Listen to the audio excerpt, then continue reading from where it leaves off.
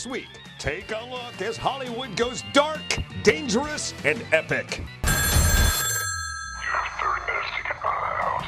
Ben Affleck, Matt Damon reteamed and at their best. Joe Carnahan bringing the edge, and a Netflix thriller that doesn't blink. I have a really good feeling about this, Millie. Housemaid, now streaming. Sydney and Amanda join us and turn the heat all the way up. And a ride that spirals fast. Detective Raven, I'm Judge Maddox, and this is the Mercy Capital Court. We'll take a look at Mercy, delivering raw tension, big emotion, and Chris Pratt at his best. You shall not pass! And guess who's back? My precious. The Lord of the Rings trilogy, re-released, re-experienced, and bigger and better on the big screen. Let's go back to the day on this. Take a look. Take a look, look, look, look. I'm so excited you guys are here. We're talking about movies that are on big screens, small screens, screens of every size. We're going to take a look, especially at one. If I seem a little bit more enthusiastic, I have to go fully transparent right now. The Rip on Netflix was written and directed by someone who is among my favorite people on the planet, one of my dearest friends, and my former segment editor. That movie, The Rip, is edited by Kevin Hale, who used to be the promotions manager and an editor at the facility from where we're broadcasting right now. And craft services for The Rip was done by my mom. That's not true. Just making that up. I'm also excited because I can talk about my friend with my friends that I like to talk movies about. Hi. Kelly, Savanna, Deaton, How's it Natalie, going? Franklin. Hello. Good morning, good afternoon, handshakes, good evening, and official. good night. Good to see you two. Nice to see you. All right, so let's jump right into it. The Rip, say nothing other than how great it is.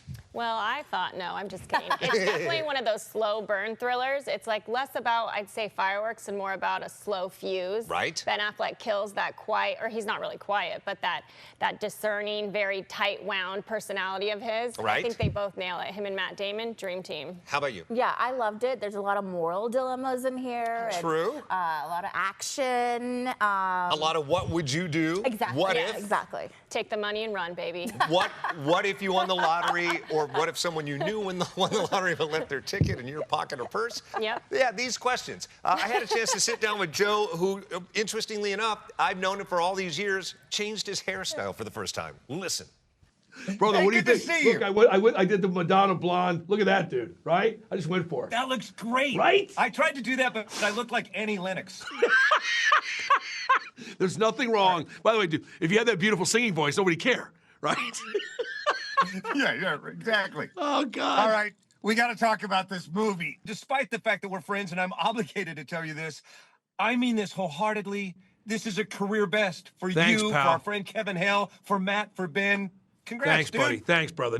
So Matt Damon and Ben Affleck, they're brands unto themselves and as a duo.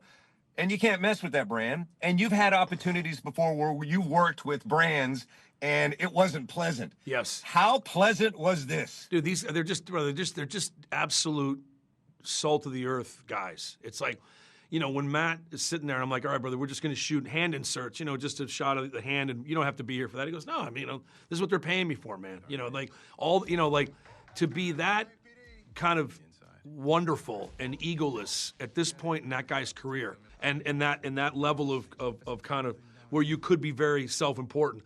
They are just the most modestly wonderful guys, man. There's something great about you is that you have this deconstructed approach about making things gritty, all practical. With this, you really got your way, dude. And Brother, it makes me want you to go back and make every movie this way. Mark, it's like, you know what it is? Because the buy-in, I've said this a couple times, it's like, I got the movie I wanted, Matt and Ben got the movie they wanted, RS Equity, Netflix got the movie they wanted. We all got the movie we really loved. And that almost never happens, man. You know, and it's like, but because you have guys like that swinging a bat for you and getting out there and kind of clearing the way, and then you have Netflix, which, listen, I can't say enough good things about these guys. I mean, they just have been remarkable stem to stern. But in addition to that, it's breaking the mold in that it's a skin in the game business model. And Yes. I think it should go forward to all movies. Do you think you've got something going? Well, I think that Matt and Ben being who they are and understanding that the traditional residual structures are not the same, when you are doing this and you're now incentivized. It's like, listen, if it does X, it's worth Y. I think that everybody's going to go that way, and I think that Netflix having the willingness to do so is testament to that. It's like, I don't think they're shying away from it. I think if anything, you're leaning in. If you're going to lean in on it, lean in a big way, and I think this is a big way to lean into that concept. And I think it's smart, and I think it also gives artists that measure of like, okay, great, it is still going to be kind of hopefully business as usual, and we will get back to if something does well, we all win, and I think that's all anybody wants, man. All right, so I'll go back to this. You've said before that the genre is just the delivery model. With that said, what is the movie within the movie? What should we expect? The movie within the movie is all the interpersonal stuff, brother. That's really the movie within a movie. It's like it is a story about friendship and loyalty and revenge and all these things within the context of, and loss within the context of this kind of traditional kind of police thriller or the fundaments of what that would be. Amen, brother. Brother, love you. My man, See big hug soon. to you. Love you, bud. My friend, my guy, Joe Carnahan. Love that guy. A little trivia, because I produce movies as well. That bucket of prop money in the interview with Joe of $1 million, that's about $3,000 worth of prop money. Oh, people don't think about that. Prop money costs money. Yeah, you wouldn't think that. You think you just print it in your basement, and there you Exactly. go. But speaking of money, isn't this based on like a true story? 100%. They really found all this money in a Home Depot bucket in Miami. Multiple Home Depot buckets. Yeah, like 30 Home Depot buckets, just How like that. amazing. Why True can't story. that happen to us? That's what we were saying. Why can't that happen to us? Never happens. I mean, we wouldn't take it illegally or anything. Are you kidding? I And would the take show would be a stick of gum if I found it in the ground. I also love that Matt Damon and Ben Affleck, Joe Carnahan was talking about a brand. Yeah. They are a brand, but also they haven't been in a thriller in over almost 2 decades. So to have them back together is like getting the Beatles back together. Yeah, they haven't been in, with the exception of Fireworks. Dogma, for about that long. They haven't been in a movie together since Good Will Hunting. Yes. Speaking of the two of them, I talked to them about Good Will Hunting. At the same time, Joe and I were working together. That's how far back this interview goes. And at the beginning of this interview, we made fun of my hair looking like Annie Lennox. Give us the This is hairstyle. precisely that moment in time. Look. Oh yeah, you and Ben are on the set, not as actors, just to write and change the script if needed. Robin Williams starts into that first scene, and you guys are openly weeping. Yeah. Is this true? Yeah, I mean, we certainly didn't mean to make a scene, but we were just kind of, I mean, I couldn't believe it. They said, when they finally started rolling the cameras, they said, all right, roll the cameras, roll sound, speed, scene 41, take 1, marker, bang, action. By the time they hit action, I was sitting, about 10 feet away from Robin, just tears were just coming down my eyes. And I just, I looked up, and Ben, the same thing, and it was, Robin did the scene and looked over and he saw us. He came over and he just put his hand right on our head and just said, yeah, you did it, It's no fluke, you really did it. And Robin Williams went on to win the Oscar because of those kids, and that kid also wrote the best screenplay that year. He and Ben both won the Oscar. And guess... We can't even... Question from the front row, yeah. I didn't hear a word you said, because that hairstyle was epic. It reminded me of Justin Timberlake. The memes you see that he says, it's gonna be May, and he has the ramen hair. I've never seen that. You always have past boy band hair, but that was exceptional. That deserves peak. Thanks, Natalie. Boy band hair. Thank you, boy Kelly. band Thank you hair. very much. I look at it, it looks like Top Ramen was placed on top of my head. Yeah, You and should have had Justin like Timberlake. a headset microphone when you're interviewing. Amazing. All right. Hey, congratulations. #1 on Netflix Yes, right now, The well Rip. deserved. Moving along, let's go to Housemaids. Yes. All right, we want to poke some fun. Let's talk about your interview technique in the upcoming interview. Hey. Kelly Savanna Deaton sits down with 2 of the stars of one of the biggest movies from last year to carry over to this year. We'll catch up with them next. Hey, there you are. Welcome back. It is Take a Look. Thank you so much for watching. Off the top, we should thank people watching on AFN in 177 different countries and territories worldwide. You are keeping us safe. And oh, how we need you more than ever. Also, if you're watching on YouTube, thanks for watching in that way. Be sure and like and subscribe. Everybody else is watching. You're watching in the most probable possible way, and we salute you for that. Yes, thank you so much. All right. Let's talk about you and a movie that you called me about a couple months ago and said, wait till you see this movie, Yes. The Housemaid. Where do we begin? Easily best movie I've seen probably besides The Rip.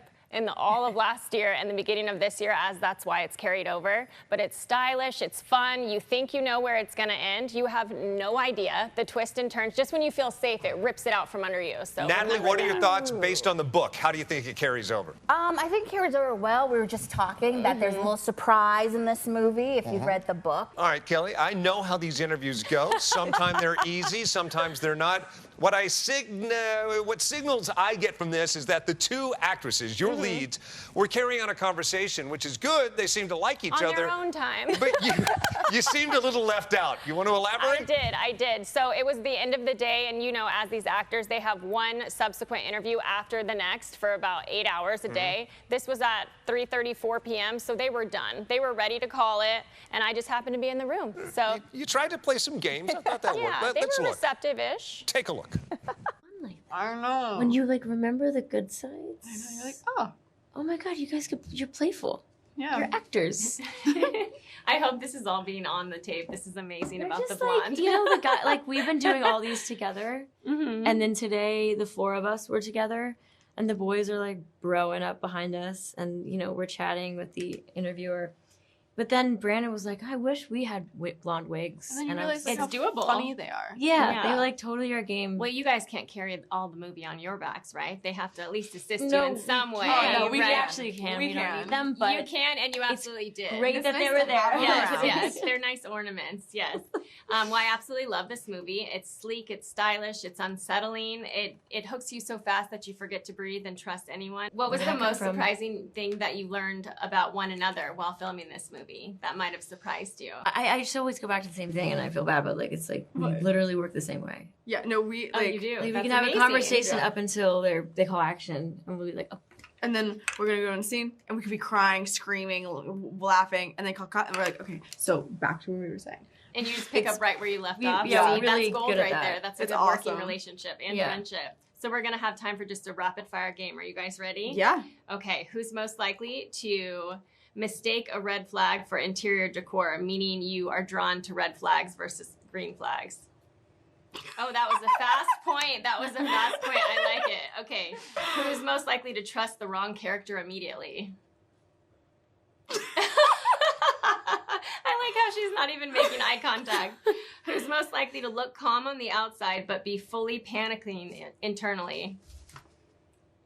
You again. Okay. She's so good at it. Okay. Last question. Who's most likely? Like you're pretty good. No, I'm really good at you're it good, too. but then yeah, I feel like. But I'm just actually no. No, you let it out. No, That one we'll put in the middle. Yeah. So the last one is who's most likely to secretly hire a housemaid in real life?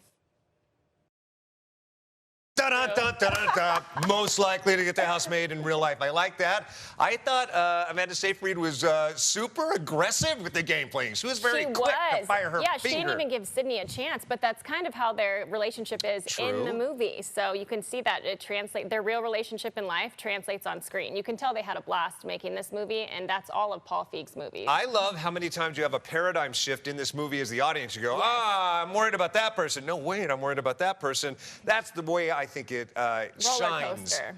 Yes, how about you? I agree. Sorry, I loved your interview. I'm stuck on that. I do love your interview. I see you thinking like that. I know. Well, I'm telling you, It was like awkward but fun. You get 4 minutes. You get 4 minutes, and they didn't tell me to start. And the girls were, the women were having a conversation without me. And then the guy said 2 minutes left. That's why I was like, oh, dun dun dun dun dun. Like, Yeah, you know. I loved it. Three blondes having a good time. Yeah, 3 blondes walk into an interview and leave one out. Not next, but soon I'm going to be showing you my worst interview in this very show. Hey, would we say this was my worst? Bad. No, that was a great interview. It was great. Yeah, look how high his voice got. Coming up next, we went on set, not a junket, a very exclusive sit down with America's 4th favorite A-list actor named Chris. Love it. Next.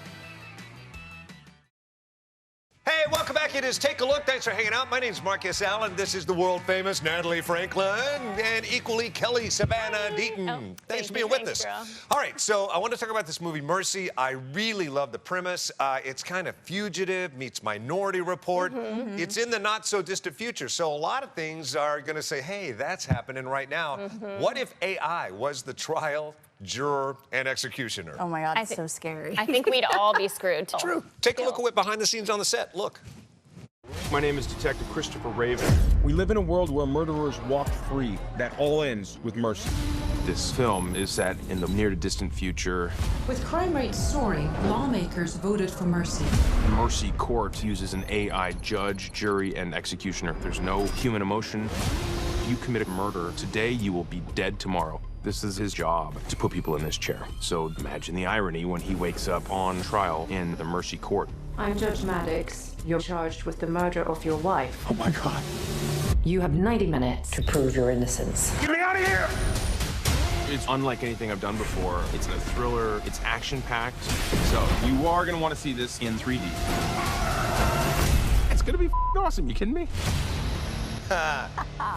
Mercy, now playing, and very quickly see it in theaters. And like Chris said, I would see it in 3D for a multitude of reasons. It's just glorious that way. The action is big. I like it. Chris went full method when they made this. When he's strapped to the chair, they kept him strapped into the chair for like 10 hours. And he insisted upon that, a real electric chair, so he could feel what it was like. Exactly. That's beyond method acting. I know a lot of people that like that, like when they're not making movies.